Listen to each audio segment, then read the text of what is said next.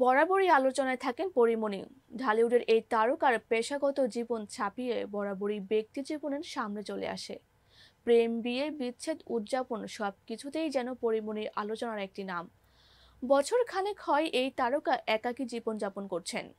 চিত্রনায়ক শরীফুল রাজের সঙ্গে বিচ্ছেদের পর মাস ছয়েক আগেও পরীমণি বলেছিলেন, বিয়ের পর হয় ডিভোর্স, আমি এখন ডিভোর্সি।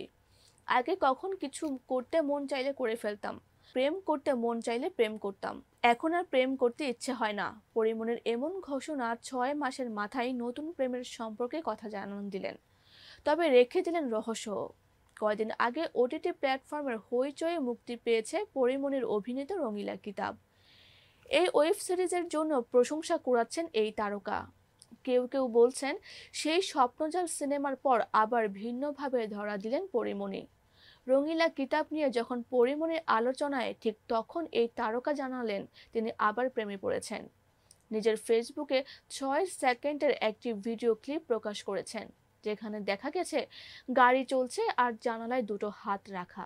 ক্যাপশনে পরীমণি লিখেছেন, হ্যাঁ, আমি আবার প্রেমে পড়েছি।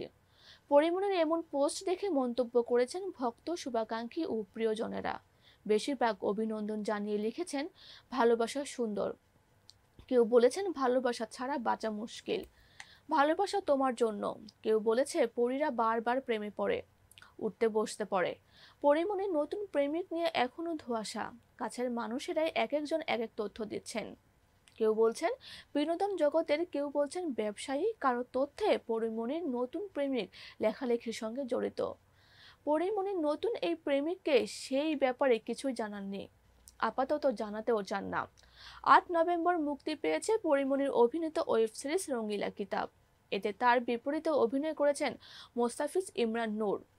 থ্রিলার ঘরানার গল্পে নির্মিত ওই সিরিজে একজন অন্তঃসত্ত্বা নারীর ভূমিকায় দেখা গেছে পরীমণিকে। সিরিজটি বানিয়েছেন অনম বিশ্বাস।